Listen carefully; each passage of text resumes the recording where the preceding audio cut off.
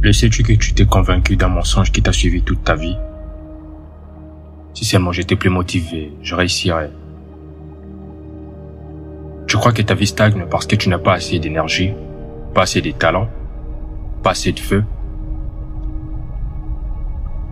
Mais écoute bien, ce n'est pas la motivation qui te manque, c'est la direction.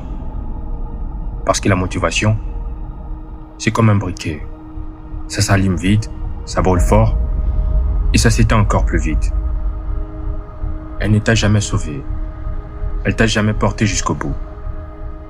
Elle t'a donné des pics, des surcharges, des débuts, mais jamais de fin. Et tu as pris ces débuts pour des preuves de force, alors que ce n'était que des impulsions. Si tu te sens épuisé, ce n'est pas parce que tu es faible, c'est parce que tu utilises l'outil la plus instable pour construire la chose la plus importante, ta vie. Et quand tu fais ça, chaque projet devient une montagne, chaque décision devient lourde, chaque pas en avant ressemble à un combat perdu d'avance. Tu crois avoir un problème de caractère, alors que tu as juste un problème de stratégie. Change d'outil et tu changeras de destinée. Et ta vie commencera enfin à bouger. Tu connais ces moments, tu te lèves un matin, tu es chaud, prêt à tout changer. Tu écris, tu planifies, tu promets des choses. Et des jours plus tard, tu retombes à zéro. Tu te demandes pourquoi. Parce que la motivation n'a jamais été conçue pour durer. Elle est émotionnelle. Elle dépend de la musique, des vidéos, des discours, des humeurs, du sommeil, du regard des autres. Tu te construis sur quelque chose qui bouge sans arrêt. Et tu en as payé les prix. L'abandon, la culpabilité, la honte. Cette sensation d'être cassé, alors que tu n'es pas cassé. Tu es juste mal équipé. La motivation n'est pas un carburant. C'est une étincelle. Tu n'as pas besoin d'étincelle. Tu as besoin d'un moteur. Et personne ne t'a appris à en construire un. Aujourd'hui,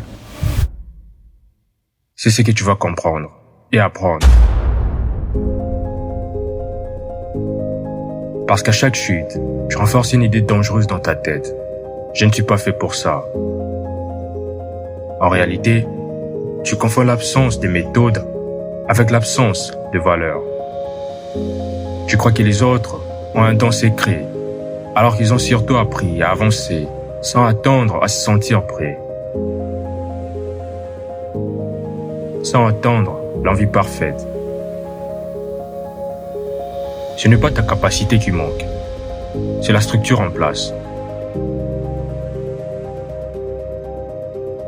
Ton pourquoi n'est pas une phrase inspirante que tu affiches dans ta chambre. Ce n'est pas un slogan, c'est une vérité interne, une raison qui te réveille même quand ton corps n'en peut plus. C'est ce qui transforme la douleur en mouvement, la peur en direction et la chute en relancement.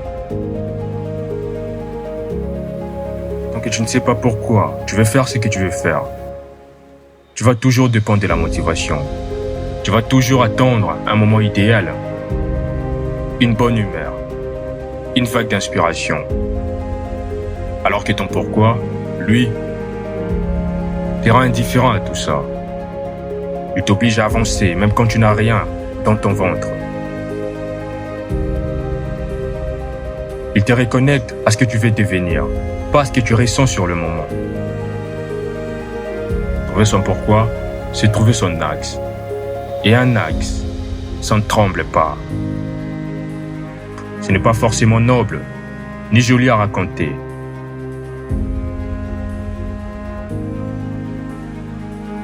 Parfois, ton pourquoi naît d'une blessure, d'une colère, d'une promesse que tu t'es faite quand personne ne te regardait.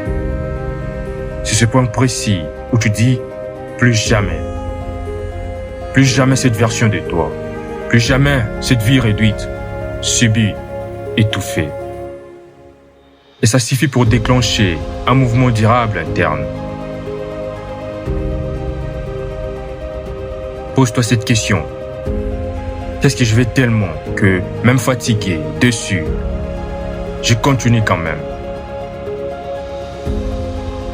Si tu n'as pas de réponse, c'est normal. On t'a appris à faire pour impressionner, pas pour exister.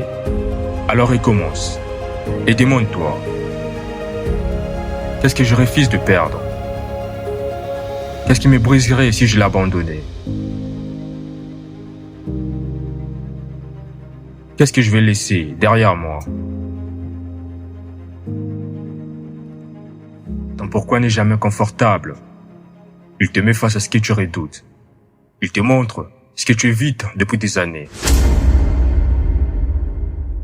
Mais il t'offre une chose que la motivation n'a jamais pu t'offrir.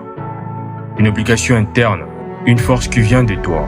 Une force qui ne demande pas la permission à ton humeur. Une force qui ne s'éteint pas.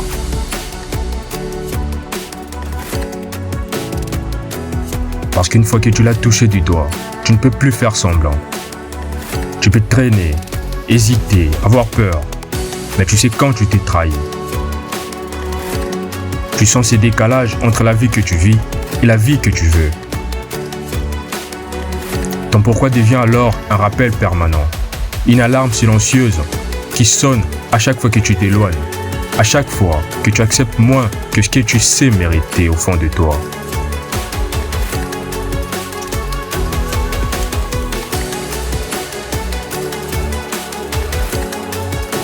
La vie ne devient pas plus facile, tu deviens plus clair, tu deviens solide, tu deviens quelqu'un qui avance.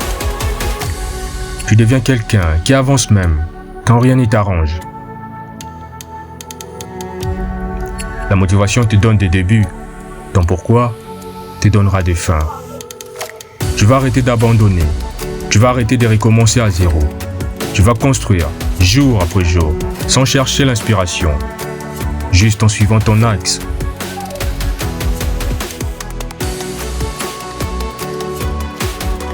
Et quand les autres resteront bloqués, toi tu continueras. Pas parce que tu es plus fort, mais parce que tu sais pourquoi tu fais ce que tu fais. À ce moment-là, tu ne seras plus motivé, tu seras engagé. Et un homme engagé ne s'arrête pas. Jamais. Tu commences à te voir autrement. Tu n'es plus celui qui essaye, tu deviens celui qui termine. Les chutes ne sont plus de preuves contre toi, mais des informations pour t'ajuster. Tu ne cherches plus à impressionner, tu cherches à être aligné. À chaque fois que tu respectes ton pourquoi, tu renforces une nouvelle identité, celle d'un homme fiable pour lui-même, pour les autres, pour sa mission. C'est ça, être inarrêtable.